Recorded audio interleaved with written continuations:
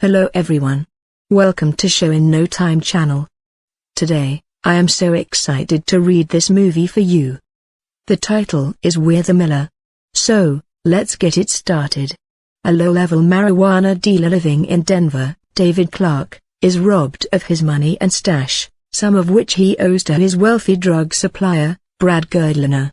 After David is brought to him, Girdliner forces him to smuggle marijuana from Mexico as a solution to clear his debt. Realizing that one man attempting to get through customs is too suspicious, he hires a stripper neighbor stage named Rose, a runaway 19-year-old petty thief named Casey, and his awkward 18-year-old neighbor Kenny to pose as a bogus family called the Millers. When the Millers reach the compound, they find out that the amount of marijuana they were picking up is not a smidge as Girdliner had informed them, but actually 2 tons. Because of the extra load of the marijuana on the RV, one of the radiator hoses breaks while going up a steep incline. A family they had encountered at the border called the Fitzgeralds, consisting of Don, Edie, and Melissa, catch up to them and tow the Miller's RV to a repair shop. On the trip to the shop, David learns that Don Fitzgerald is a DEA agent after finding his badge and gun in the glove compartment. The marijuana turns out to be stolen from Pablo Chacin's cartel where Girdliner had David pose as an agent of Chacin. The next day, when the Millers head to the shop to pick up the RV, Chacin and his henchman, One Eye, are waiting for them and prepare to execute the family. They immediately tell Chacin that they aren't a real family and that they didn't know they were stealing from him. Rose is given a chance to prove that she is a stripper by dancing, and when she gets close, turns a steam vent onto Chacin. The Millers then escape in the RV, with Kenny behind the wheel. Due to Kenny's erratic driving, the RV veers off the highway and a tarantula, hiding in a bowl of fruit given to them when they picked up the marijuana, crawls up Kenny's leg and bites his testicle. As Kenny has a severe allergic reaction to the bite, the Millers head to the hospital.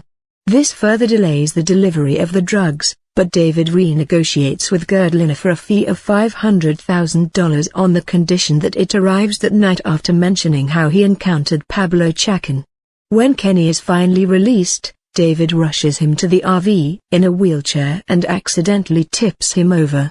In the ensuing argument, David inadvertently reveals how much he is getting paid, in comparison to how little he offered to pay each of the others. Casey, Rose, and Kenny are left in disgust by the revelation, and so David leaves them at the local carnival.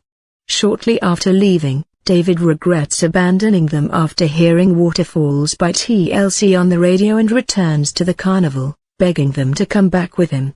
On their way to the RV, they encounter Edie and Melissa. One Eye discovers them and is about to shoot everyone, but Don comes out of his camper and subdues him. Chacin then comes around the corner with Melissa held at gunpoint and is about to kill them all, but is momentarily distracted by the 4th of July fireworks. David and Kenny subdue him. Don arrests Chacin, but lets the Millers leave.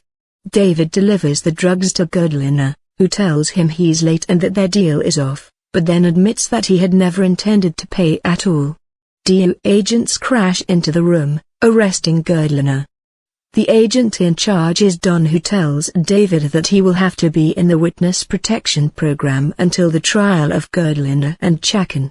He then adds that anyone that was a witness to the crime will be in protection, and David smiles.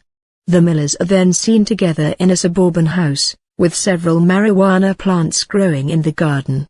The end. So, this is it for this movie. I hope you enjoy listening. Please, don't forget to subscribe to this channel. See you in the next video.